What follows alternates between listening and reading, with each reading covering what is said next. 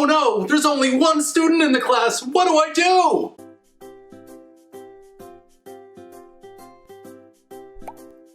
We found ourselves in a class with only one student. Don't panic, we got this. This is an amazing opportunity for us and the students. Let's take full advantage of it. There's two different scenarios in which this can happen. The first one is, there's only one student scheduled. The second one is, there's many students scheduled, but only one has shown up. And how we approach this class going forward is very dependent on which scenario we're in. So the first situation is my favorite one. We get such a unique opportunity to really bond with the student. They're the only one in the class, it's just us two. We can really cater the lesson to the student's needs. We can extend, we can have conversation, we can really focus on correction, we can make new sentence structures and focus on correcting that. We can have a lot of fun. This is my favorite scenario. In scenario 2, it's a little bit different. There's one student in the class, but more might show up later. We don't know. They could be tardy, they could miss the class. And because of this, we really have to maximize the student output, but in the same way we would as if there were 4 students in the class. We need to follow the same time structure as we would if there were 4 students. We don't really want to extend past where we would at the time, because if another student comes up, now we have to rush through the rest of the content. We don't want to go through the slides fast, because if we do and a student shows up, now that student who came a little bit late isn't going to get the lesson they should have gotten. So here, we have a lot of time to really have fun with the student, but we need to make sure it's on the same time schedule it would be for a normal class if there was 4 students. Let's start with the greeting. In scenario 1, we have one student in the class, and we have 1 minute and 30 seconds to do a greeting with them. We can really build up some rapport with the student here. We can ask questions beyond what we normally would because we're not splitting this 1 minute and 30 seconds between 4 students. So let's ask some questions. Let's ask where they live. Let's ask what do they eat for lunch? What are they going to have for dinner? What do they do for fun? You can ask questions and cater them to the skill level of the student. If they're in level 1, you don't want to be so complicated. If they're in level 7, ask some pretty deep questions. And in the second scenario, there's only one student in class, but more may come. What we're going to do here is we're still going to follow the time plan we would as if 4 students were there. So we have 1 minute and 30 seconds for the greeting. We're going to use that 1 minute and 30 seconds and build some rapport with that student as well, using some of the same techniques we used in situation 1. Now let's talk about correction making.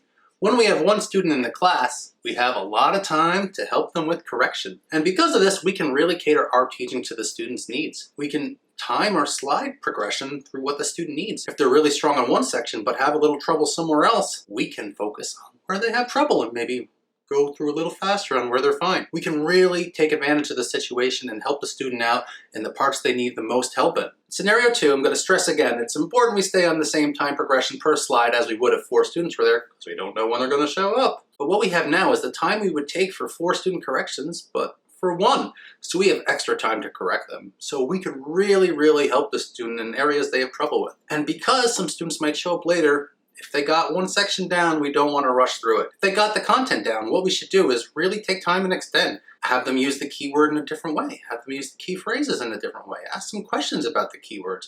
Personalize it for them. Make sure we stay on the same time progression. We don't want to go through that slide early because we don't know when the other students might be coming in. All right, now let's talk about extension. Your student's a superstar. Keywords, he got that. Key phrases, he got that. Questions on the slides, he got that. What do we do? Do we end class early? He got it. We can go home. No, we don't want to do that. We want to extend. Before we go further, I want to direct you to the Magic Years official YouTube channel video on extension. Be sure to watch that, because they say a lot more about it than I'm going to do. And you could use all these techniques to help you in your class. Now in scenario 1, we have all this time to fill. Our student's great. What are we going to do? Now depending on the skill level, there's a lot we can do. If they're a lower level student, we might want to just do some spellings, spell out the keywords, practice the phrase in a different context, ask simple questions. But if they're higher level, we have a lot of opportunity here to make this class awesome. Did we learn anything about the student through the lesson? Did they share something about themselves? Did they say where they live? Maybe you could ask a question about the weather there. Did they not say where they live? Time to find out. What do they do today? You don't know? Well, let's ask the question. We can ask a lot of questions here. If we found anything out about the student earlier on or throughout the lesson, we can bring this back right now. You have the opportunity to make this class extremely memorable for you and the student. You can ask questions, you can learn about them, you can make them leave happy. Now we have time to help them practice their conversational skills. They like Spider-Man, talk about Spider-Man. They like Harry Potter, talk about Harry Potter. They're the only one there, they've gotten through the content. Now let's make this class memorable and help them have fun. Now in scenario 2, if your student's a superstar, they got everything down too, we gotta extend a little bit. Now this extension is gonna be very different from what we did in scenario 1. like I said before, we don't know when the rest of the students are coming, so we still need to stay on our time management game. We need to make sure we're where we need to be with each slide, just in case the others come in. So here we're going to use little bits of extension through each slide to maybe extend to where we should be at that particular point in time. So we can use simple questions with maybe simple answers. Or if they really got through the slide's content fast, maybe a little more open-ended question. Or if it's a lower level, we could spell, we can practice new phonics words, we can do all the same stuff we would do for any extension, but we might need a little bit more than normal. Now the last thing goes without saying, have some fun in your class. If you get to the end and the student likes to sing the song with them. Have as much fun as you can. Really bond with that student. Leave the class with a big smile that's real. No faking it anymore. Have a lot of fun in your class. So there you have it. We don't have to be afraid of only one student in class. We know what to do. We know how to make the greeting extra special.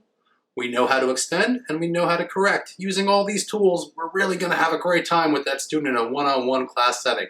Now I have a question. What do you do when you only have one student in class? How do you make that class extra memorable and extra fun? We would love to hear your responses. Please leave them in the comments down below. Thanks for watching. Bye, everybody. If you haven't already subscribed to our YouTube channel, please click Bonnie to subscribe and check out this next video we have for you.